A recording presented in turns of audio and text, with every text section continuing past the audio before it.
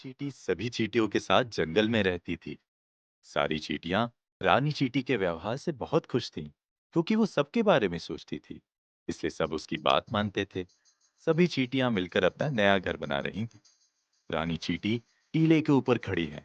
सारी चींटियां एक लाइन में हैं और एक दूसरे को मिट्टी के छोटे छोटे टुकड़े पास करती जा रही हैं। दूसरी तरफ चींटियों ने एक लकड़ी और ट्री वाइन की मदद से एक स्लिंग शॉट टाइप का शेप बनाया हुआ है, जिसमें वो एक मिट्टी का क्यूब फंसाकर ऊपर शूट करती हैं। ऊपर कुछ चींटियां उसे कैच करके घर बना रही हैं। ऐसे घर बनाने में तो बहुत समय लगेगा। सही कहा। पर इसी तरह मन लगाकर काम करने से जल्द ही हमारा घर तैयार हो जाएगा। फिर हम उसमें आराम से रह सकेंगे। ये भी तो सोचो। ये बात तो सही है। घर बनने के बाद तो आराम ही आराम है। दोस्तों, काम पर लग जाओ।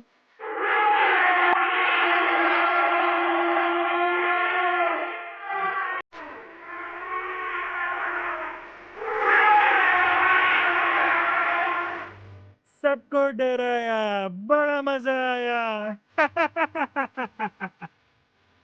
ये है अप्पू हाथी। ये भी इसी जंगल में रहता है, जो बहुत शैतान था और सभी जानवर उसकी शैतानी से परेशान थे। हम देखते हैं, एक बंदर पेड़ में बैठा हुआ है। हाथी पेड़ के नीचे से गुजर रहा है और अपनी सूंड से पेड़ की डाल को खींच के छोड़ देता है, जिससे बंदर एक दूसरी डाल से टकराकर नीचे आराम कर रहे एक भेड़िए पर गिरता है। अप्पू उन दोनों पर हंसता है।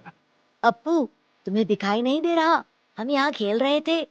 अप्पू की शैतानियां रोज रोज बढ़ती ही जा रही हैं। इसने मुझे भी पेड़ से गिरा दिया। हाँ तो क्या कर लोगे? ये मेरा जंगल है, मैं जो चाहूँ वो करूँगा। ये जंगल जितना तुम्हारा है उतना हमारा भी है अप्पू, याद रखना।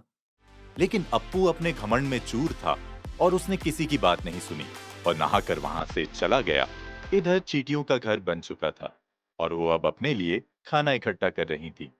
तभी अप्पू वहां आता है। हम देखते हैं, सारी चींटियां वैसे ही एक दूसरे को खाना पास करती हैं और वो खाना टीले के अंदर डाल रही हैं। इतनी मेहनत, वो भी ऐसा घर बनाने के लिए।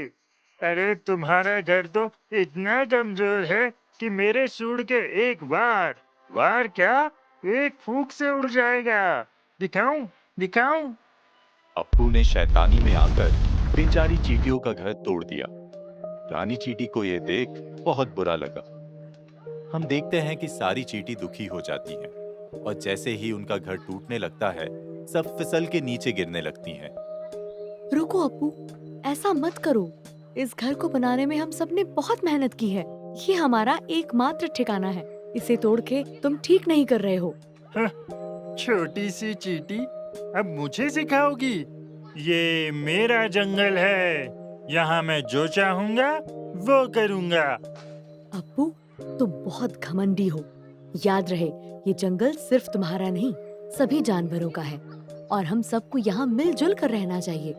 क्या पता हमें कब किसकी जरूरत पड़ जाए। हमें एक दूसरे को परेशान करने की जगह एक दूसरे की मदद करनी चाहिए। अपना साइज देखा है और मेरा साइज देखो। आखिर तुम मेरी क्या मदद आओगी? चलो जाओ यहाँ से। बड़े आए मेरी मदद करने वाले। अप्पू हाथी वहां से चला गया और फिर एक दिन जंगल में एक शिकारी आया और उसकी नजर अप्पू पर गई। हम देखते हैं, अप्पू मदमस्त होकर चला जा रहा है। रास्ते में एक पेड़ से वो खुजली करता है, जिससे पेड़ हिलता है और पेड़ में बना चिड़ियों का घोंसला नीचे गिर जाता है। अप्पू उन्हें देखकर हंसता है। वाह, ये हाथी तो बहुत बड़ा और मजबूत है। इसे बेचकर तो मैं बहुत पैसे कमा सकता हूँ। इसको तो मैं पकड़ के रहूंगा। हो गया काम। अब हाथी के आते ही मैं उसे जाल में फंसा के पकड़ लूंगा। अप्पू, देख के नहीं चल सकते? मैं देख के क्यों चलूं? तुम देख के खेलो। बचाओ बचाओ। अब आया ना हाथी जाल के नीचे। अप्पू शिकारी के जाल में फंस चुका था। शिकारी उसे चुप के देख ही रहा था। तभी अप्पू की आवाज सुनकर रानी चींटी वहां आती है और उसकी नजर शिकारी पर पड़ती है। अप्पू को फंसा हुआ देख उसको दया आ गई। रानी चींटी ने अप्पू की मदद करने की सोची। रानी चींटी अप्पू के पास जाती है। अप्पू, मेरे दोस्त, तुम घबराओ मत, मैं आ गई हूँ। मैं तुम्हारी मदद करूंगी और तुम्हें यहाँ से निकाल लूंगी। और रही इस शिकारी की बात, तो इसको तो हम मजा चखा देंगे। चलो साथियों। अरे बचाओ, कोई बचाओ इन चींटियों से, बचाओ। ये तो मुझ शिकारी का ही शिकार कर रही हैं, बचाओ।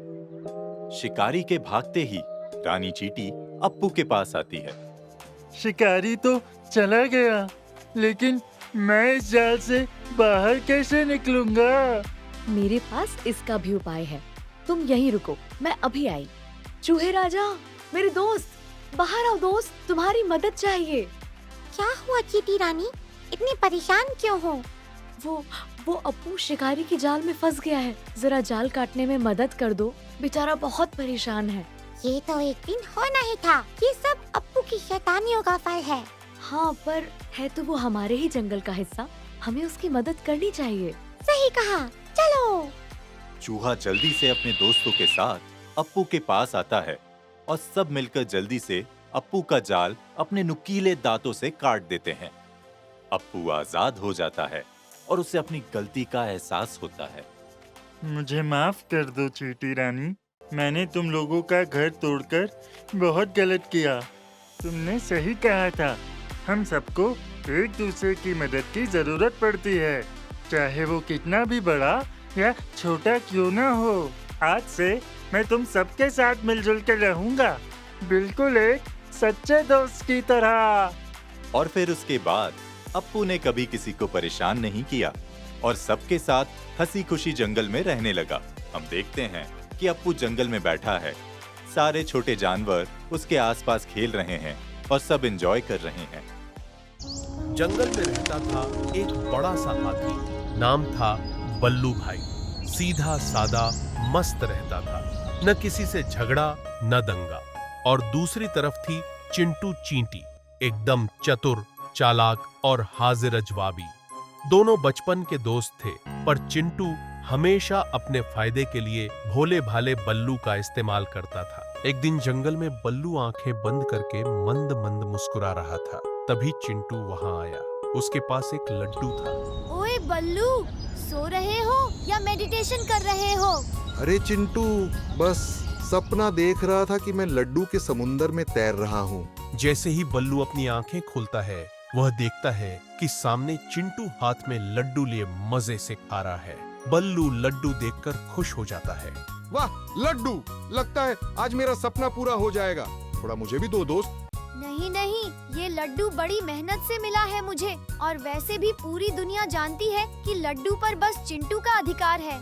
हाँ हाँ, तू घास फूस खा और मस्त रह। चिंटू मेरे भाई, लड्डू मेरा भी फेवरेट है। हाँ हाँ ठीक है, जब भी लड्डू नसीब होगा तुम्हें भी 2 दाने दे दूंगा। फिलहाल सुन, मुझे नदी के उस पार जाना है। वैसे भी तुम्हें तैरने का बहुत शौक है ना, तो चलो। अभी नहीं, अभी मेरा नदी में जाने का मन नहीं है। क्यों? समझ गया, तू डर रहा है कहीं मेरे वजन से डूब ना जाओ। अरे कुछ नहीं होगा, मैं हूँ ना, कुछ नहीं होने दूंगा तुम्हें। अब चलो। बल्लू भाई हर दिन चिंटू की बातों में आ जाता, कभी नदी पार, कभी पेड़ से आम, तो कभी घूमने। जब भी उसे कोई काम होता, वो बल्लू को बेवकूफ बना के उससे अपना काम निकलवा लेता। यही नहीं, चिंटू बल्लू के साथ रहते रहते घमंडी भी हो गया था। वो अपने आगे किसी को नहीं पूछता। अरे चिंटू, कहाँ जा रहे हो? कभी कभी हमारे साथ भी घूम लिया करो। क्या कहा? तुम लोगों के साथ? अरे कहाँ तुम पैदल चलने वाली छोटी चींटी, और कहाँ मैं हाथी की सवारी करने वाला महान चींटी। चलो अब रास्ते से हट जाओ, वरना बल्लू को बोल उसकी सूंड से ऐसी हवा चलवाऊंगा कि सब हवा में उड़ के हवा हो जाओगे। चिंटू, इतना घमंड अच्छा नहीं है। आखिर हो तो तुम भी एक चींटी ही। बल्लू के बिना तुम कुछ भी नहीं। बल्लू मेरे बिना कुछ भी नहीं। बल्लू मेरी नहीं, मैं बल्लू की रक्षा करता हूँ। कभी तुम्हें भी मेरी जरूरत पड़ी तो आ जाना। दया आ गई तो मदद भी कर दूंगा। अब निकलो यहाँ से। चिंटू का व्यवहार सबके साथ ऐसा ही घमंड वाला था, क्योंकि उसे लगता था कि वो सबसे श्रेष्ठ है। और एक दिन जब चिंटू बल्लू के साथ उसकी सूंड में बैठकर जंगल की सैर कर रहा था, तभी सामने 2 भेड़िए आ गए। ये देख, चिंटू भेड़ियों के सामने आ गया। बल्लू, तुम्हें डरने की कोई जरूरत नहीं, मैं हूँ ना। तुम मेरे पीछे छुप जाओ, बाकी मैं देख लूंगा। चिंटू ने भेड़ियों को गंभीर आवाज में धमकी दी। हट जाओ हमारे रास्ते से, वरना ठीक नहीं होगा। भेड़िए बल्लू को सामने देख डर गए और पीछे हट गए। ये चींटी इस हाथी के दम पर बड़ा कूद रहा है, इसे बाद में देखेंगे। अभी यहाँ से भागने में ही भलाई है, हम इस हाथी से नहीं जीत सकते। भेड़िए वहाँ से चले गए, पर चिंटू को लगा कि वो उससे डर कर भाग गए। देखा बल्लू, मैं एक बार फिर तुम्हें बचा लिया। मेरे साथ रहोगे और मेरी बात मानोगे तो हमेशा फायदे में रहोगे। धन्यवाद चिंटू, तुम मेरे सच्चे दोस्त हो। मेरा साथ कभी मत छोड़ना। हाँ हाँ, नहीं छोड़ूंगा। इसी तरह चिंटू बल्लू के सहारे पूरे जंगल में ऐश की जिंदगी काट रहा था। फिर एक दिन जब वह एक पेड़ पर बैठा आम खा रहा था, तभी वहाँ एक बंदर आया। चिंटू भाई, कैसे हो?